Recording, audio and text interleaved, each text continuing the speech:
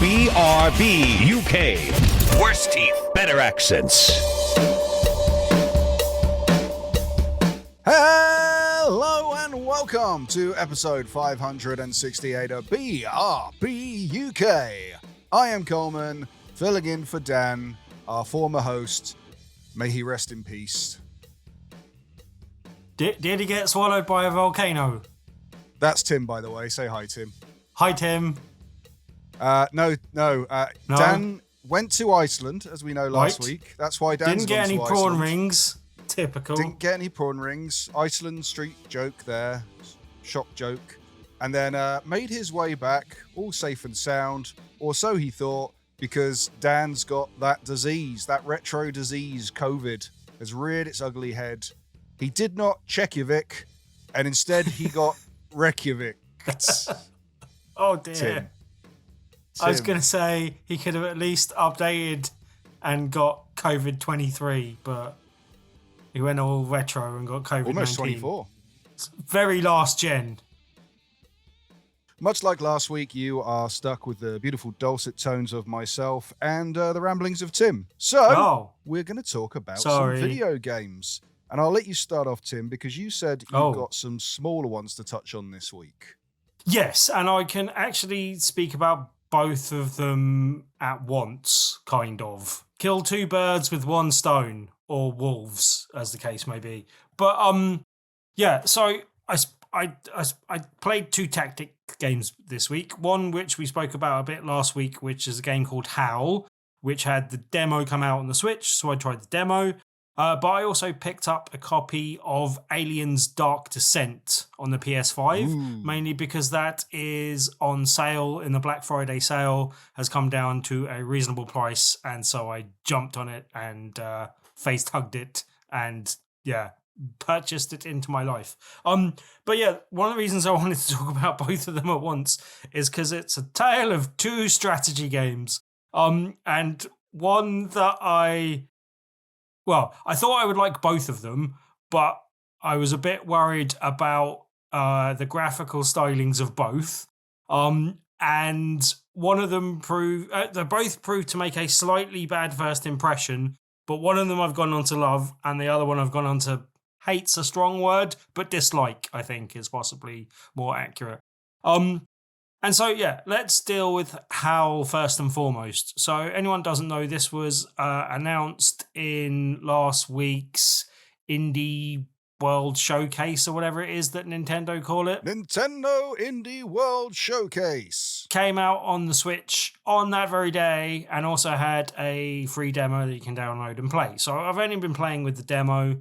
And yeah, it looked like a turn-based strategy game, and it almost is, but right, first of all, the thing that it creates a bad impression with, I didn't actually dislike the art style in the end, although it's not entirely that clear because it's kind of more, it's more like artistic first, representation second, and more kind of form over function. But that continues into its user interface and menu options and everything else. And just everything is a little small on the Switch screen. Like, it would be fine if you were playing it in docked mode, but in handheld mode, it's just all a bit small. That could be, a factor of me being an old git and not being, as 2020 visioned as I possibly was in my youth. But I just think it was hard to read on screen. A little bit.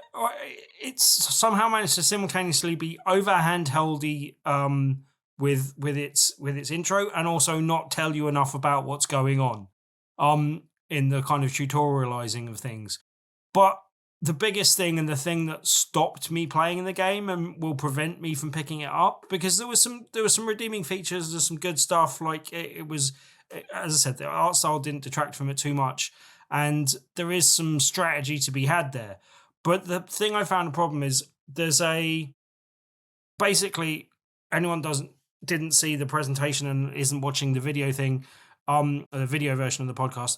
It's a game in which the world is divided up into squares. You are moving through a certain number of those squares, or you can possibly activate a number of powers. some of which are like shooting arrows, which are limited to 3 per level, or you get other skills where you can push things away and do other stuff. And throughout the environment, there are a number of wolves, and they can turn a number of strangers, which you are otherwise trying to rescue, but they can turn those strangers into other wolves, creating more problems for you. So you want to try and either deal with the wolves that are in their vicinity before they turn them, or get to those strangers and rescue them before the wolves can howl at them and turn them. And the protagonist in the game is immune from the wolves' howls and being turned into a wolf because she is deaf. Although there isn't really much in the game that plays on that, other than that's why she's not turning into a wolf like everyone else. But the thing that, as I said, the thing I'll come back to is the thing that stopped me playing the game is the fact that, and it does say that there is a way to mitigate this slightly, because you can turn on assist mode, I think it calls it. And that sort of tells you where the wolves are going to move. It indicates where they are. Except for it tells you that you can do that. It doesn't tell you how, and I couldn't easily find out how to turn that on. I wasn't sure I was going to anyway, but I wanted to toggle it on for a bit to see what it was like, and then I'd probably turn it back off again. But without the assist mode on, novice mode, as we all like to know, I like to play my games in. But without novice mode on, it becomes a complete game of trial and error, because it's a case of, well, I think the best strategy is me to move here and then push that wolf into another wolf, which will have the cascade effect of dealing with both of those wolves. But then those wolves will move differently than you were expecting. One will go up or down or not go left or right. You know what I mean? Like, so it's a case of, oh, that wolf didn't move where I was expecting, so now it's hit me. So now I either go through the level and get a lesser score at the end of the level, or I just restart the level now and then go again. So it becomes a big game of just trial and error, and that takes out any of the strategy. It becomes a trial and error game, not a strategy game, and as such becomes not very fun.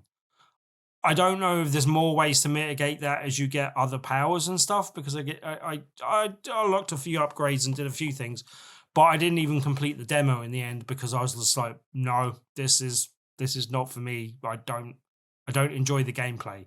So as much as I got over my concerns with the artwork, I did not get over my concerns with the gameplay.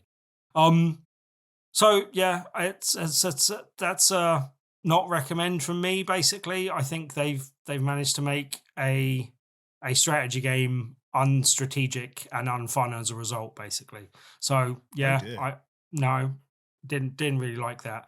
In better news, and it's not exactly like cutting edge journalism here because it's been out for a while, but I waited until it went down in price, as I said, and I picked up Aliens Dark Descent. And although its budget really shows in places, particularly in cutscenes, like when you're in the level and in game, it actually looks quite good. And if you're watching the video, you can see stuff here. It's an isometric kind of thing where you're controlling all of the squad at once, and everyone sort of automatically fires. And in very good ways, it reminds me of Full Spectrum Warrior, just in the set in the Alien universe. And it looks pretty good, and it works well. And basically, it's not quite turn-based because there's a real-time element to it, but in a way that feels good, and you don't feel too pressured. And if you've got your team set up and put in a good place, it doesn't matter that you get loads of a wave of aliens rushing you, basically. But it does have like just alien drones wandering around the environment, and it's got the motion sensor and all the official noises that go along with that, basically. And that is anxiety inducing whenever you hear a bleep on the motion sensor. And when it's multiple bleeps and they're all heading towards you, then it gets really kind of ramps up the stress levels quite a lot. And you have to you don't have to worry about your own stress levels, but you do have to worry about the stress levels of your squad, because the more stressed out they get, the worse they get at kind of dealing with the situation.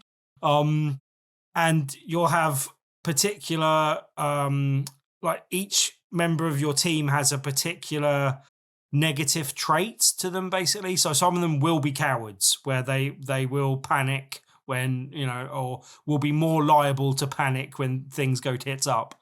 And then some of them will be like weak or just, a slightly bad aim, or, they'll all have a negative thing. And as you upgrade, you can remove that negative thing, or you can add more positive traits, basically.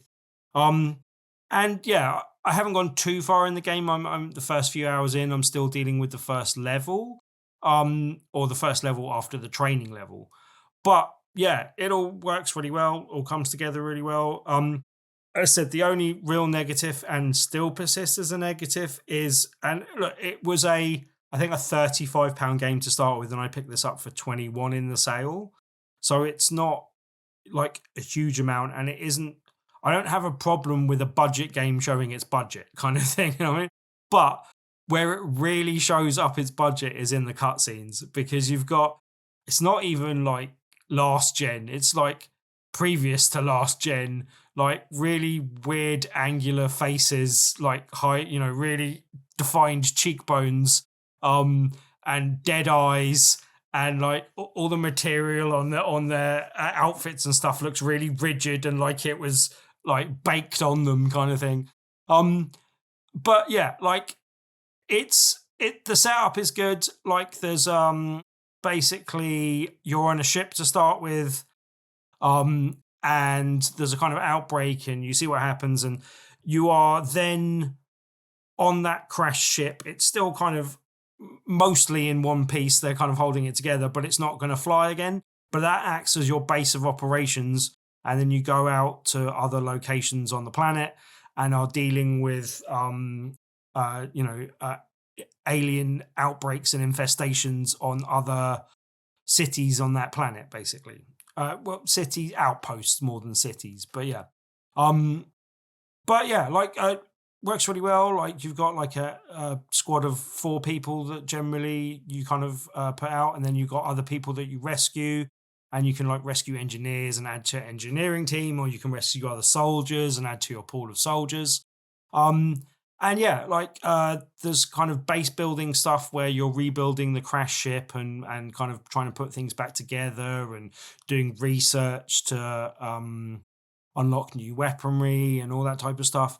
And that all seems to take a bit of a leaf out of the more recent XCOM book, but in a very good way, and that's a good thing to crimp from.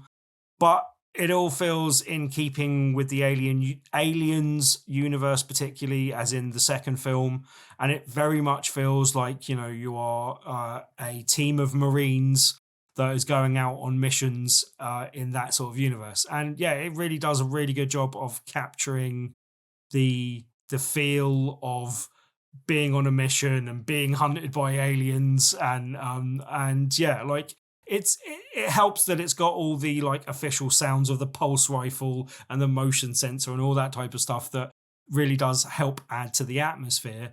But generally, I think they've nailed the not just the aesthetics and how it looks and how it sounds, but also the gameplay feeds into how it feels and the oppressive nature and the kind of heightened tension that comes with being hunted by a load of drones. And yeah, I kind of survived the first like big onslaught that I had of a load of them coming at me, but mainly because I was right next to my APC at the time, and that managed to fire on all of them and take them out. But I got like all of my squad wounded in the process, so had to bug out. And yeah, it's a kind of risk reward of like how long you stay in the environment, because there's a kind of meter that builds up, and each time you get detected by the aliens, it increases the difficulty and the amount of aliens that will attack you if and when you get spotted. And that's kind of has a cumulative effect. So at some point, you kind of want to keep going, so because you can only do you have to do a mission each day, and each day that progresses, or you'll like lose a day if people are wounded and in the infirmary. But generally, you're doing an outing each day, And so you want to do as much as you can per day, but you don't want to push your luck too much because then you might lose a load of Marines in the process that you spent time leveling up and stuff like that. So yeah, as I said, it feels a bit like Aliens XCOM, but in a good way. And it does enough of its own thing to kind of make it feel like its own game, but also really does a good job of keeping within the Aliens universe and sticking to that. So that is a recommend generally. I'm really enjoying that so far, and I'm looking forward to playing more of it. So yeah, that's been good. Okay. All right, moving on. I've been playing something that I didn't realize was going to become talk of the town in all the reasons that be the wrong reasons. Oh, I've been playing The Walking Dead Destinies, which Destinies. I understand a lot of people may have liked Walking Dead at one point and then gone off of it because it went on for a long time and its writing went all over the place and showrunners swapped out and all the cast swapped out and it got very, very odd. But for my sins, I am a Walking Dead fan of the original series and the comic books. Some of the side spin-off stuff, although I've got a lot of that to catch up with. But yes, I do like The Walking Dead. However, when it comes to video games, we've had a Telltale game based off the comic books, which was really good in places, in other places not so much. We've had a million different mobile games and spin-offs and DLCs and things that don't quite make sense to me, but they exist. And then we have an amazing couple of VR games in Saints and Sinners, a bad VR game, and now we have this. And the reason I went in for this is because from the initial trailer, they were showing quite an interesting concept, which is playing through the story of the TV show, AMC's The Walking Dead, but swapping out key moments so things could change. For instance, a very early thing that you are faced with in the show, there is a character called Merle and another character called T-Dog. They have a meeting very early in the season where they get into a fight, and the main character, Rick, ends up handcuffing one of them to a pipe and then leaving him. And then that kind of kicks off a whole thing where you stick with T-Dog and you lose Mel. In this game, you can choose to do it the other way and side with Mel and lose T-Dog. That will then have an impact on the story going forward. One of the biggest ones being Rick and Shane. You can choose to have Shane kill Rick and take the place as the leader of the group rather than vice versa that happens in the TV show. So all that stuff, all that stuff interested me. So I ended up picking the game up. What I didn't realize is this game is from Flux Game Studio and Game Mill Entertainment. Flux Game Studio, not a big developer. Publisher, Game Mill Entertainment. You may recognize the name. They put up that really bad Kong Skull Island game that released. God. Oh, no. That was doing the rounds. Oh. So, with all that in mind, and bearing in mind this is a £40 game available on all the platforms, you may be thinking, hey, doing a Walking Dead video game based on a TV show that started over a decade ago and, in fact, covers the first 3 seasons that were, in fact, over a decade ago themselves, that sounds a bit dated. Well, don't you worry, because so's the gameplay and the visuals and absolutely everything about this game. This is horrible. This is very, very bad. It's a very dated-looking game. It's got kind of, I want to say PS3 graphics, but not. That seems like an insult to a lot of really major tier PS3 games. So let's say janky PS3 era looking PS3 graphics. Has it got the same Dead-Eye problem as Aliens cutscenes? It's got Dead-Eye problems where people are looking off in different directions to where they should be looking. It's got this weird thing where there are cutscenes and there are not cutscenes. Most of the cutscenes are kind of storybook still images. And then every now and then they'll throw you a curveball and show you an actual animated cutscene. You go, oh, and now no. Now we're back to storyboards. It's very odd. It seems very rushed. Is it like they sort of were like, oh, this is taking ages. Why don't we just storyboard a load of them and just do it that way? Will that be okay? Yeah. I'm assuming they storyboarded. Well, I'm assuming they animated a few cutscenes and then had and went, let's just storyboard the rest of them. We haven't got time. Yeah, this seems like a hassle. It's very weird. It's got all the song and dance of a very, very mid-tier mobile port of a game. It's very odd. Oh. So yes, this isn't a great game. It's a third-person sort of stealth, sort of action game. You can choose to do stealth missions. You could choose to do guns blazing, and there seems to be no difference in doing either of them.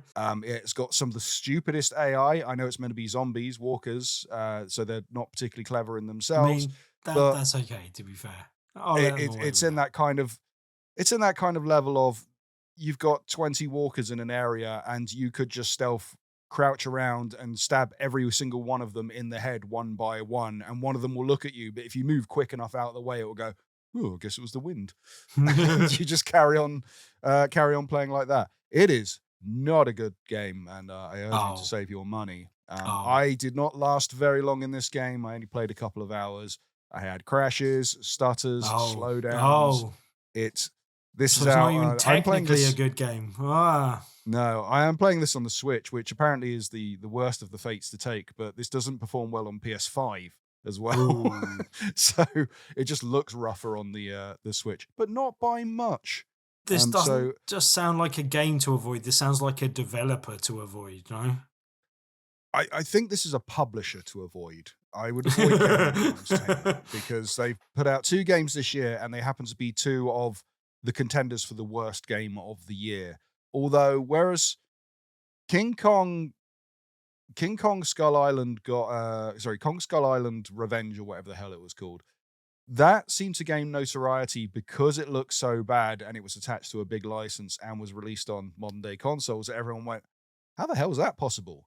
Yeah, Whereas worse than the everyone's 360 one, but yeah. Yeah. Whereas this one's getting notoriety to being so bad it's good, because I swear Kong just kind of took the wind out the sails of what would have been, oh my God, I can't look like the same kind of rhetoric that was feedback that was given for that game hasn't really applied for this game, because people have gone, I can't believe this is an actual.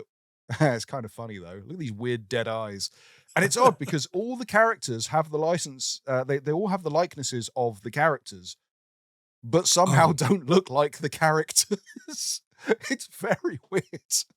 And I urge you to, if you're not watching the video, go have a look at our featured image that's used for the YouTube, for the website image, because I've put a nice little character, a nice little collage of all the characters.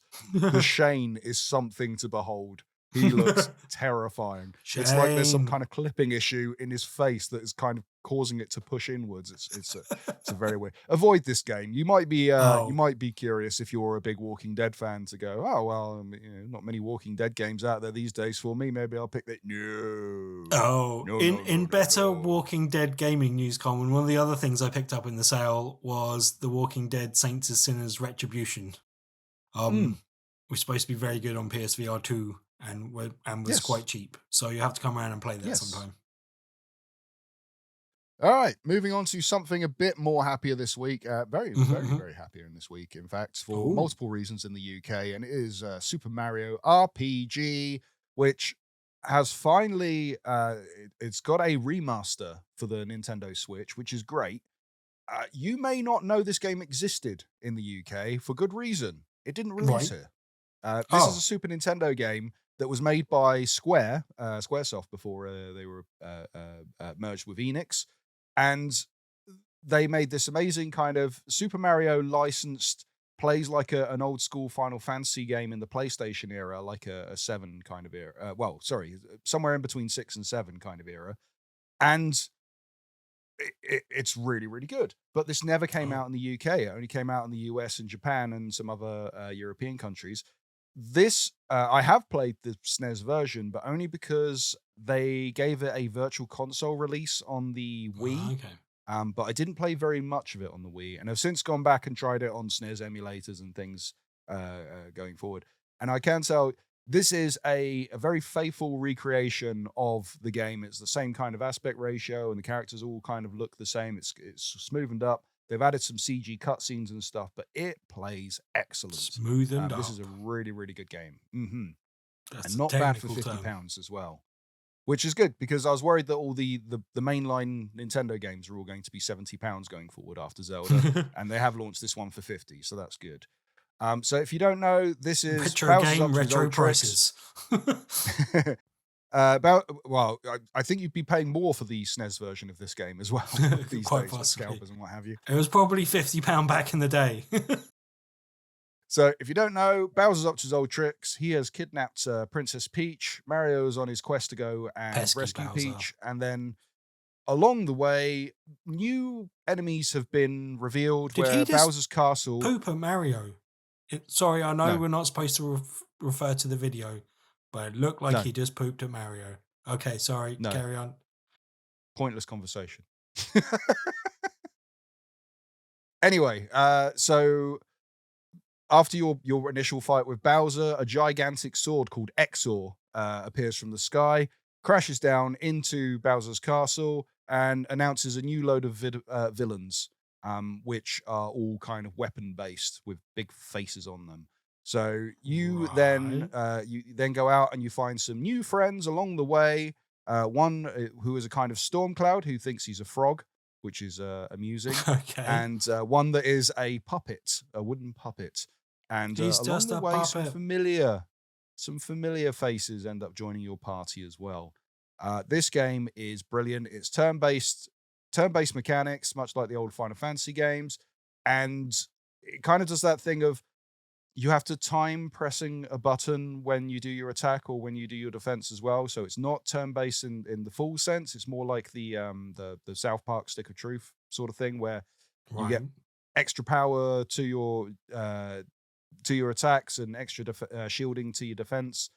And the more you do those kind of hit the right button at the right kind of time, you get a special you can kind of chain those in between different fights. So it will start a combo for however many successful times you've done a successful attack or a successful parry, and that builds up and adds extra perks to it until you then break that combo chain along the way. There's not just the RPG turn-based exploring, all that kind of stuff to it. There's a bunch of mini game kind of elements thrown in. There is is some very cool stuff. It looks like there's some platforming as well, no? There is a little bit of That platforming worries in me. there. You'll see that in the video. It's not like hardcore platforming. It's to go, hey, there's a little item in an area that you might need, you might not need. Here's a way of getting into it. You don't have to go for it. In the same way, like you can enter a battle and you can fight them, the enemies, or you could run away, or you can, there's different options and things. Oh, yeah. Just means you won't be able to grind as much. Really, really good game. I am enjoying this one. I will be playing this a lot over the Christmas break, I think, mainly because it is a handheld one, and I'm close to finishing Super Mario Wonder. So I'm glad I had this one on the horizon to pick up. But yeah, this is a very welcome addition at the tail end of one of the best-selling platforms of all time. Yeah, really good. I think recommend I'd like this this one, as definitely. well, possibly. I have a question though, Mr. Coleman. Sure. Doesn't seem very in keeping with his character. Why does Super Mario have an RPG? Like, rocket-propelled grenades are not really what I would associate with Mario. No, Tim. It means role-playing RPG. game, you see. See, they didn't make that clear, Coleman, from the title. See? Come and get some. All right. Those are the games we done played. A couple of stinkers and a couple of recommends, I reckon. Pretty good. Sounds like that. Okay. On with the headlines, on with the news. And, it's kind of a slow news week, only because it's Thanksgiving over in the US. And that tends to mean that a lot of the PR companies and news sites and things shut down at this period. So, yes. So we get. But that reminds me, we've got to say at the top of the show, Happy Turkey Day to all of our American listeners and viewers. So, yeah, hope you're having a good one. You bunch of traitors. You deserters. Happy deserting Britain. Our tea's not good enough for you. Yeah. Anywho. So we just missed this announcement. This happened on the Friday the show came out last week. Last of Us Part 2 Remastered confirmed for the PlayStation 5. Assumedly that will come to PC and at a later date as well. This is interesting because I didn't think we were going to get a Last of Us Part 2 Remastered because they updated the PS4 version. Yeah, I thought this had already been remastered. No, they did Part 1 They used the Part 2 engine to remake Part 1. Yeah. But then I'm what are they assuming- doing for this? I don't understand. I'm assuming based on the popularity of the TV show and the massive sales of Part 1 because of the TV They show. wanted to sell something. They wanted to sell something. And if you don't, so this is an upgrade. If you have it on the PS4, you can play it. You can upgrade for it's $10 USD. They haven't announced what that will be in the UK. Assume £10. Yeah. So you will be able to upgrade from the PS4 to the PS5 version and get all the improvements and that which comes with it. If not, it will be a £70, $70 game as per usual. If you have a disc version of The Last of Us Part 2 on PS4, then you can still do the upgrade, but you will be required to insert the disc every time you want to play the game. That's a kind of way of Boo to validating. inserting discs. See, I don't really mind that because I've had this with a couple of games, like the Final Fantasy VII remake upgrade that they did, and you needed the disc to verify that you hadn't. I had that on a disc version because it was a birthday present. But it just meant I could play it off the disc, and then somewhere down the line they went, "Oh, we've reduced this to like a tenner," and I went, "Excellent! I will buy a digital version for a tenner, and now I will get rid of my disc." Yeah. But see, this is actually the lesser of two evils because there's been a bit of controversy lately because a few physical versions of PSVR 2 games that have an upgrade path from the PSVR 1 version, you can't upgrade if you own the physical version, which is a bit weird. But there's just no way of doing it. So, as much as I say boo to this a little bit, I was doing so slightly jokingly, and it, as I said, lesser of two evils. No, and apparently it's something where if it's something you haven't allowed for when you previously made the game, and it might not be something you would have thought of, but if you haven't allowed for it, it's very difficult to go back and retroactively add it, apparently. So I see. Yeah. I guess that's easier if you're first party, you're more likely to have thought of it. Or know about it even. So anyway, on with the game's improvements. So because like I say, if you had this on PS4, they released a patch for the PS5 version of the game to make it play at 60. It already had checkerboard 4K support. Now it has native 4K support. I'm assuming you'll be able to get the 120 FPS if you've got the right TV and cable to do so. And they've added in a few new features. One of them is called No Return, which is a kind of roguelike a version of the game where you got kind of a super hard run where you can unlock new characters and weapons and things to use in this mode.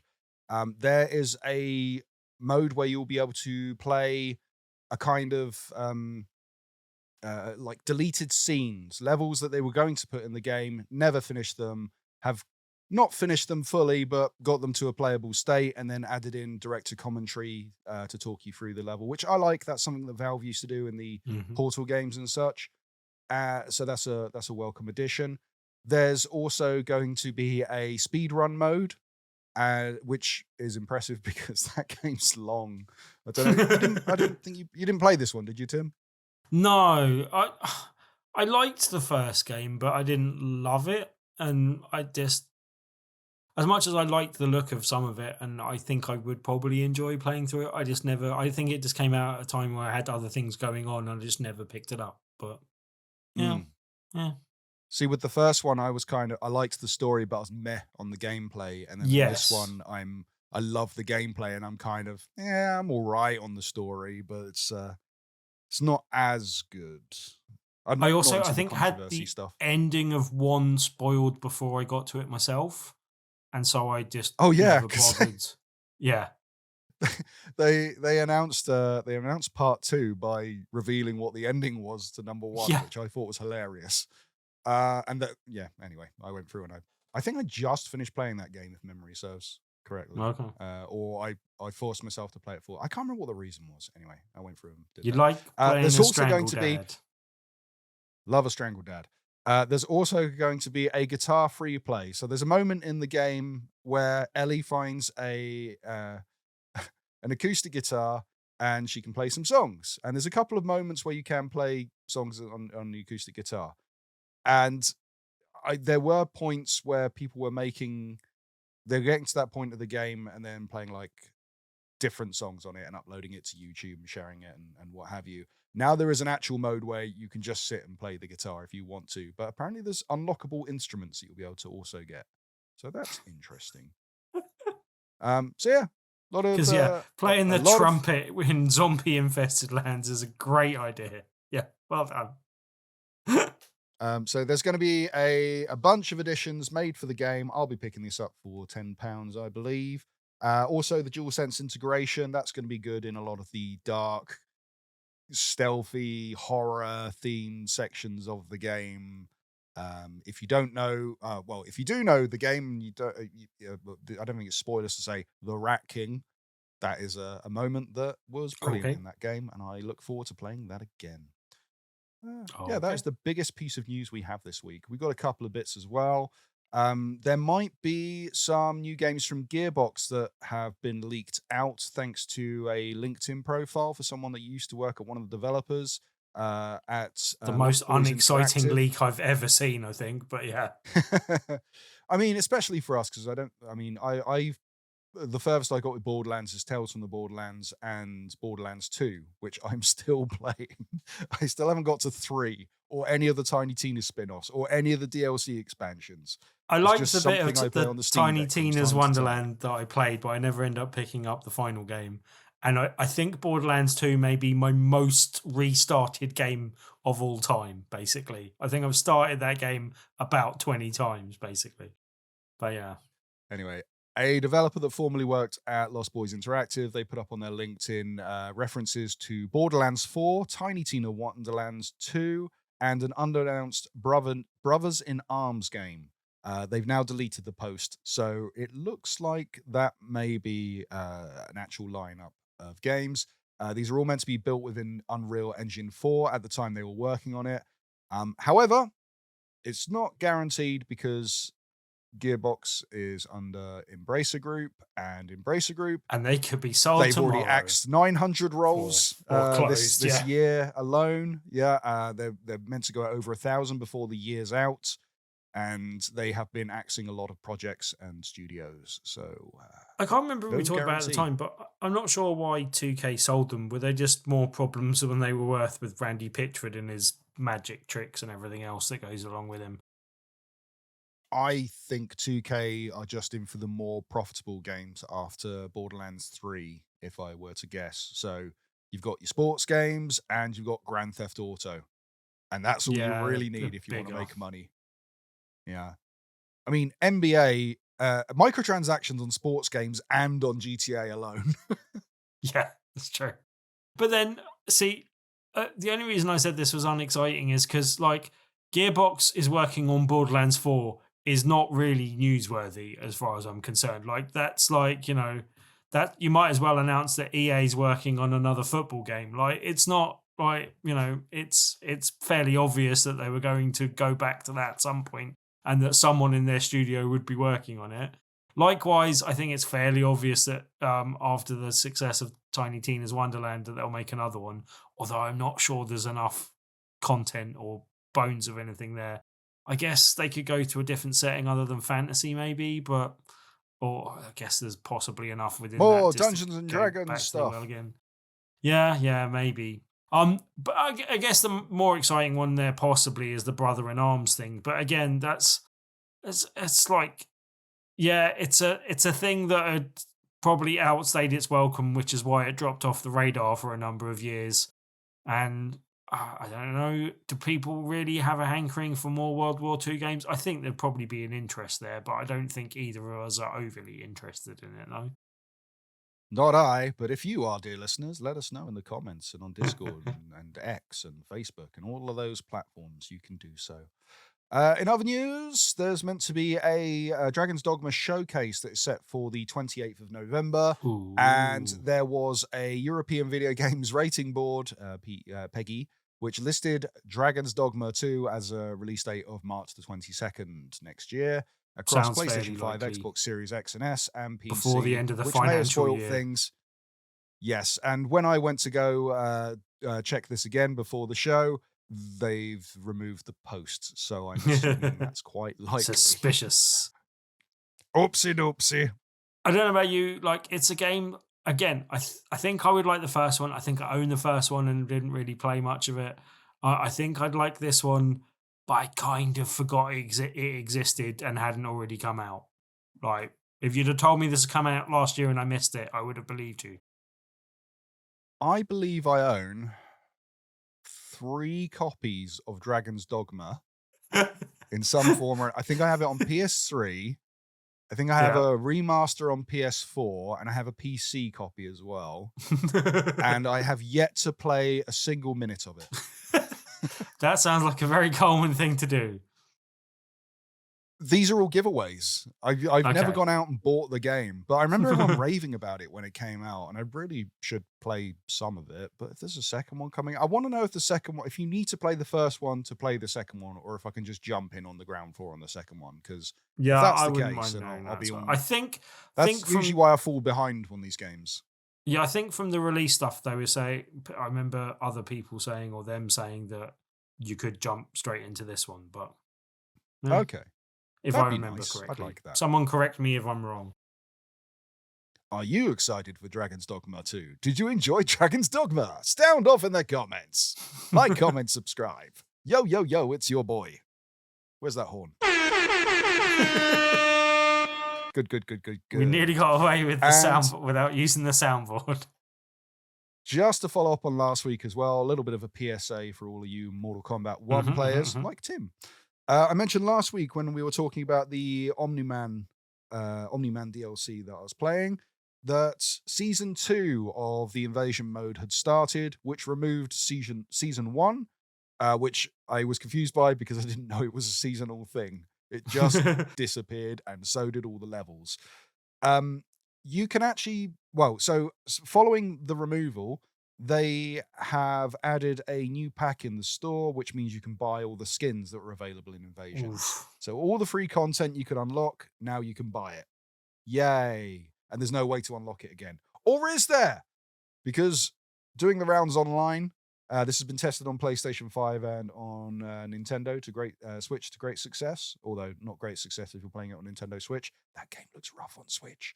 Yeah. Works, but oof. Anyway, if you reset the internal clock, put it back to before the seasons switched, October 13th seems to be the favorite date for people to switch to, you can go and play Season 1 of Invasions. However, it is just the first realm, I believe, which would be the Johnny Cage mansion and the one following, I think it is. Right. It locks you off from everything else, which is fine. Because in those modes, the first level is to unlock like the big costumes and costume parts you get in that. All the other realms are to get like color variants. So it doesn't matter too much. You can still get the cool Scorpion costume that is available in that one, which you want to be doing. So there you go. If you want to do that, if you don't want to pay the money for these what were once free skins in the game, then go do that. That is still available as a thing. I don't mind them giving you a path to buying them. That's fine, and you can do that so people can pay to catch up. If you want to go whale hunting, that's fine with me, I guess. But although it's not entirely, but I will live with it basically. But what I don't like is taking away content so that you can sell people stuff. Like, it seems. I like having I don't mind having a variance in content or having additional content monthly, but I think taking away content that was already there that you were partway through playing through, it encouraged me to play that whole mode less, not more. No, I don't agree with it, and here's for why. I think when initially I was probably on the same board as you, where it's like, well, if you want to sell me the things, then that's fine, but give me an option to unlock them. Yeah. Whenever you do that, every single time a developer will go, okay, we will give you the option to buy these costumes and unlock them in game using the unlockable currency. Yeah, we'll make it insanely hard for you to do that. Yeah, that's a lot of grinding time. And whenever they do this and they offer you the buying path, then they make the challenge of getting everything a lot higher than it normally would be in game. You know, One of those things. It's one of the things I hate about fighting games. I'll complain about it until the day I die. I think at this point, the time was you'd buy like a Tekken or something, and then you would play through a bunch of times, unlock all the characters, Yeah. and then at some point they went, oh, DLC characters. I'm like, okay, I'll pay for DLC characters. And then what they did is they went, okay, here's the game. Here's all the characters you can play as. Bang, don't unlock any of them. Here you go. Now buy our DLC. Also, we're selling you back all the characters that you usually play as. Yeah, You had to buy Blanca in the last Street Fighter game. Yeah, I really hate that. I really object to paying for either of the season passes in Mortal Kombat or Street Fighter, and it's put me off buying various versions of each of those games in recent years.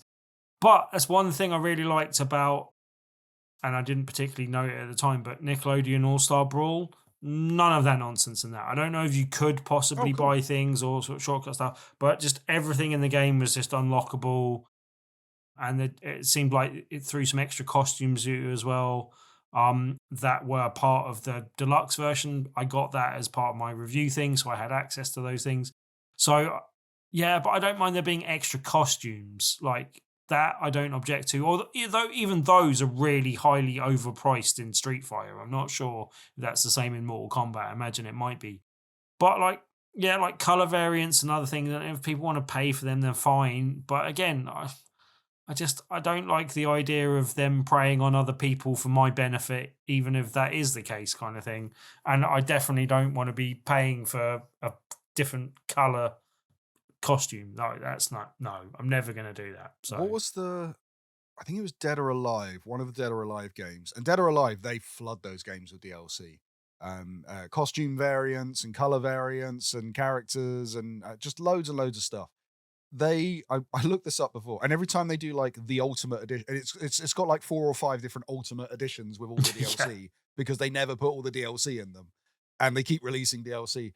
I think one of them on Steam I looked up before, and if you bought the game and all the DLC, it costs you over £900. It's just ridiculous, it's insanity. Isn't it? But there's, I think one of the more recent Dead or Alives, like, you didn't pay the base game price at least. Like, they gave away like a few characters and then you had to buy more characters, a bit like the Killer Instinct kind of model. I liked the Killer Instinct model. Yeah, I don't mind that. Like, at the same time though, if I want a fighting game, I want all the characters in that fighting game. And I don't necessarily want to pay for each one as I go because I just object to that a bit as well. Right. So I don't know. I don't know what the solution is, but I definitely don't like where we've got to with fighting games as it stands. The Killer Instinct model, which was a good one, I thought, was they give you the game for free, you get 2 characters. If you want more characters, you have to buy them. But if you bought all the characters, it was the same price as a full price game. Yes, now that's a good way of doing it. So it's not aggressively monetized. It's gone... And you can buy it bit by bit. I guess that's okay. Yeah, and in the kind of headspace I was when that game came out, it didn't work on me because I did want all the characters because I've got a weird thing of seeing blank spaces on a character select screen and go, no, I need them. And I have to kind of hit myself in the face now and go, you're buying those, stop it. You're not unlocking things, there's no challenge, there's no achievements, you're just spending money. Yeah. And now when I look at, say, a Street Fighter roster, there's half that roster I'm not playing as. I could very well play that game and only buy like 5 characters and go, I'm good. I don't need any more. That's fine.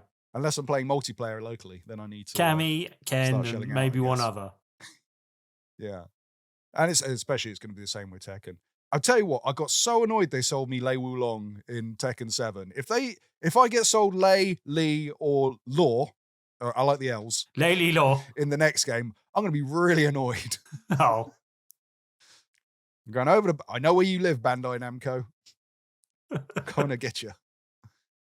Right, we should call that an end of show. We've covered all the news. We've covered the games we've done played, and we should, first of all, give a quick plug to tpublic.com/store/BRB and say, go over to there, check out our sweet, sweet, tasty, yum, yum merch. We've got t-shirts, we've got mugs, we've got masks, which might be doing a bit of a resurgence at the moment. Yeah, buy a mask. To Dan. Mask up. We should buy a mask with Dan's face on it and give it to Dan. Don't buy anything with Dan's face on at the moment. That's currently infected. I don't think the products are infected, just Dan himself. Yeah, go get some stickers, do all that stuff. Go get some cool merch from tpublic.com/store/BRB. You are not only supporting the website, supporting us, you are supporting the artists that make some of the cool designs that are on there. And I believe there is a Black Friday sale, which should last. If you're listening to this on Friday, it's on Friday, and I believe it's 40% off for a lot of stuff. Ooh. So, yeah, go. Maybe I'll buy something. Yeah. Maybe I'll buy myself a second Tabletop Tuesday t-shirt in green this time. Ooh, interesting. Speaking of Tabletop Tuesday. Tim, what's going on? What?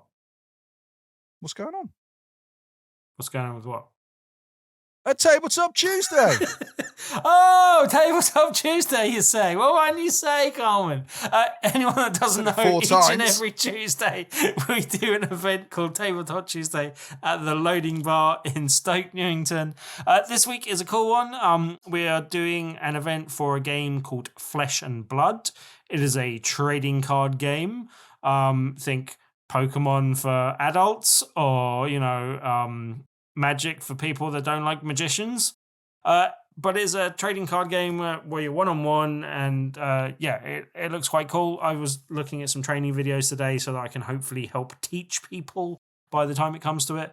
We've got some player mats which will help with the teaching of, because they've got different designated spots for everything to go in, sort of thing. And then we've also got a load of starter decks that we will be giving away. We might. Depends while stocks last, but we have quite a few, so I think we should get everyone for at least one evening. We should be able to cope with everyone that is interested in playing the game, and most people will get a starter deck. We may limit it to, depending on numbers and who's interested, may limit it to you have to win your training game to keep your starting deck, but we'll see how many people are interested and how many decks we have available. I also put up a couple of training videos on the post on Big Red Barrel. So if you want to learn a little bit before you come along, I've hunted out a couple of videos. One that is very quick, takes about 6-7 minutes, and one that is more in depth, but both are designed to help teach you the game to start with, get you off the start. So you could watch both of those before you come along, or you can just come along and test my knowledge and see how we do on the day. But if you are interested in any of that, as I said, there's more details on the top left-hand corner of bigredbarrel.com, or you can join the over 2,000, nearly 2,100. We're nearly breaking that level now as well, but nearly 2,100 people on our meetup group. Search for Tabletop Tuesday on meetup.com, or just come along to the Loading Bar in Stoke Newington on Tuesday and possibly win yourself a Flesh and Blood starter deck by trying out the game Flesh and Blood. So that's Tabletop Tuesday at the Loading Bar in Stoke Newington. That's in London. That's going to be on the 28th of November for Flesh and Blood. Mm-hmm. Sounds like a satanic ritual, Tim. Like you're all meeting up for nefarious reasons. But go there, play the game, do stuff. Go pester Tim for a bit, and I'll throw in one of these. Okay, I love you. All right, and to very generous of you, Coleman. That's all right, buddy. If you've enjoyed this show, you've got weird taste, but thank you for listening nonetheless. You can show your appreciation by not only buying some merch, you could go over to whatever podcasting platform you are listening to us on and leave us a review. Tends to get back to us. We do like the flavor of 5 stars if stars are available to you, and we can read them out on the show if we particularly like them. If we don't, we'll ignore them or curse your existence. Who knows? We might read them out on the show if we don't like them at this stage. It's been a while. Tim might sacrifice you in the Flesh and Blood ritual that he's holding in Stoke Newington on Tuesday, the 28th of November for Tabletop Tuesday. That's where he sacrifices you on the top of a table. It's technically a tabletop game, so, you sacrificial can find lambs. On bigredbarrel.com. That is where we keep our articles. That is where we keep our news, reviews, and all that kind of stuff. Not so many these days, but we'll get back to it.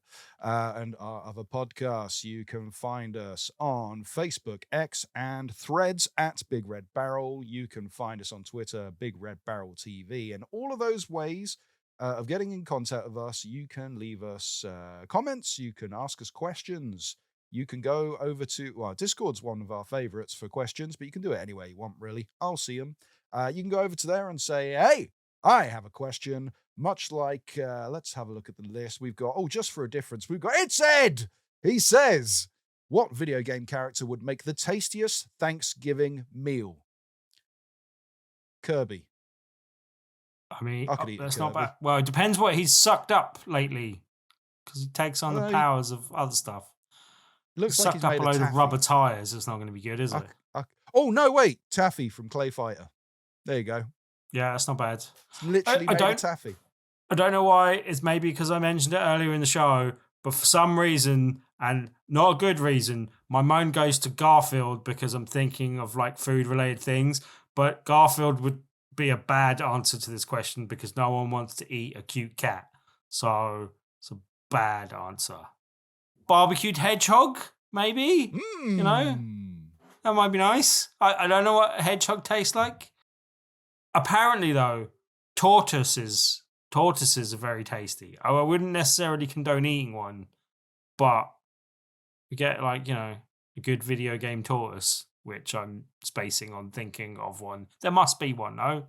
Oh yeah, there's that big old one in Elden Ring that for some reason I made a t-shirt of that no one bought. But anyway, right, yeah, like that old tortoise, because apparently really old tortoise is like really tender and nice, and they used to ship them back on the way to England, and none of them made it back to England because they all tasted too nice and they got eaten by all the sailors on the way home. So yum, yum, yum. Yeah. Why don't you lay off the Asians? Asian tortoises in this case, yeah. I believe there's one in Sly Cooper. One of his friends is a tortoise. I mean, I'm not sure, like, it's a very religious, massive old turtle in Elden Ring, but I somehow think that's not as bad as eating a cute anthropomorphic turtle. I think that's somehow worse. Teenage Mutant Ninja Turtles, we could roast some of them. They've been in video games. Yeah. Roast Donatello. Oh, no, he's my favorite. And he keeps getting killed in different media, so let's stop doing Roast Raphael, then, yeah? That'll do. Okay. That'll do. That'll moving do, on, Richard Kirk, he says, which game would be improved if the protagonist was replaced by a turkey? Link. Oh. Link in The Legend of Zelda, because it's funny when you The beat Legend up of cuckoos, Turkey. because cuckoos are chickens, and you would just be turkey versus chicken. That'd be funny. The age-old battle. Mm. I mean, any game, any fighting game, any character in Street Fighter or Mortal Kombat. That'd be good. Just a big cooked turkey, not a gobble gobble wandering around thing. Actual cooked turkey, just fireballing and stuff. We're getting a few Thanksgiving questions today. The man called Rick. 'Tis the season. Which video game or series are you most thankful for? I think this year has been Cyberpunk 2077. Ooh, I need to play more of that. I have to say, a game that I was not fussed about, then got hyped for, then started to enjoy, then hated, now love. Now is one of my favorite games of all time. Not necessarily my favorite, but I have to say I'm very thankful that you bought me a copy of Mortal Kombat, Coleman, for my birthday. So thank you very much. That was nice. Everyone deserves aggressive monetization for their birthday. Yeah. Gives me the chance to give Warner Brothers more money. I can never pronounce this name right. Can you read this one, Tim? What's his name? Stingo! He says, as one of said American listeners, thanks. Not Australian, I said, but yeah. I said, happy Thanksgiving to American listeners on Discord. Mm-hmm. Have you ever had a traditional Thanksgiving dinner? Turkey, stuffing, mashed potato, corn, cranberry sauce, pumpkin pie? If yes, what did you think of it? If not, what would be on your own Thanksgiving table? I think we could answer both of those. I've never had a Thanksgiving dinner. I'm having one after the show, but it's a vegetarian Thanksgiving dinner. Not the turkey. No turducken vegetarian for you. Turkey. No. If I were to do my own Thanksgiving dinner, I always wanted to try the deep fried turkey. When they get a bit Mainly because of that William Shatner song, which I'm going to use as the outro again. I know it. Remix of a William Shatner. William Shatner once endorsed a gigantic pot and a special cradle thing for you to safely put a frozen turkey into a gigantic pot of boiling oil and not scald yourself. And then people have remixed the advert. Every year I see on social media a thing that's by some fire department in America showing why you should be careful about doing this and why you should, because they lower a frozen turkey into a thing and it explodes into a massive fireball. It's like, that doesn't seem like a good Thanksgiving. That's why you need William Shatner's deep fried turkey dingle dangle. Okay, yes, definitely. To answer your question, yes, I have had a Thanksgiving dinner before, mainly because I didn't have all the trimmings necessarily. I don't remember it having pumpkin pie, and I wouldn't have had corn because I'm not a fan. But it was a Thanksgiving dinner because I used to work in TGI Fridays when I was at uni and before I was at uni. And they used to do a thing, because it was an American-led brand, they used to do a thing where they closed the store on Thanksgiving Day and all the staff members got a free meal that was served to them, cooked and served to them by the management team, which was quite a nice thing. Okay. And it was just a tradition they did every year, and I think I did that a couple of years. Being TGI Fridays, was everything covered in a sweet, sickly barbecue sauce, which I tend to find whenever I go to covered in places. JD glaze. Yeah, I have to say I still get a hankering for TGI Friday stuff like every now and again, because I did quite enjoy all the food there, but not sure it's the healthiest place to eat every week, but I did enjoy it. But yeah, also thanks to our mutual friends that I believe you'll be having your Thanksgiving thing before, I've had pumpkin pie and a few other things, but not as a Thanksgiving meal, just as part of the Christmas meal, basically, because I've had Christmas with our mutual friends that you're having your Thanksgiving dinner with. So yeah. Barack and Michelle Obama. Exactly. Good.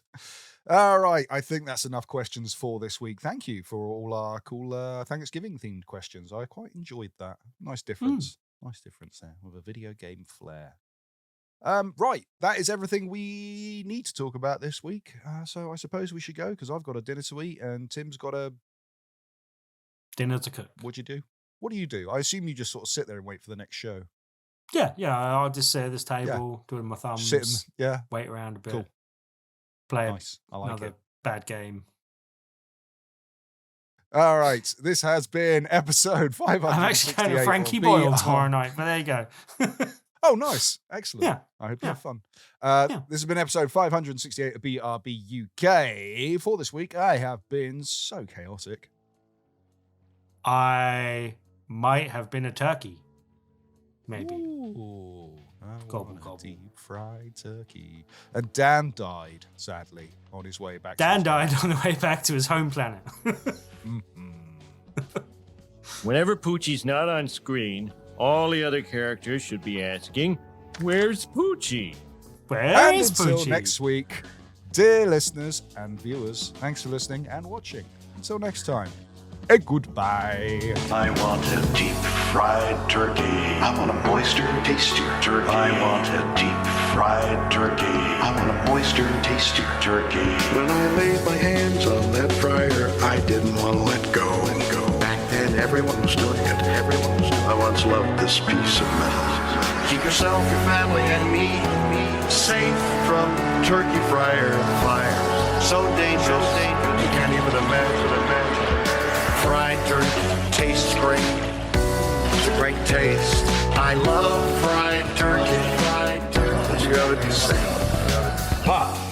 Thermometer. Dingle dangle. Pot. Thermometer. Where's the dingle dangle? You and your ears are quite welcome for the podcasting goodness that you just heard. Why not roll on over to BigRedBarrel.com for more podcasts, news, reviews, and videos from the biggest, reddest site on the internet, BigRedBarrel.com. see if I can get this right. It's Passepartout 4 Lost Artist, which you said 4. You got the name right, and then you said 4 rather than 2. It was literally just the number 2.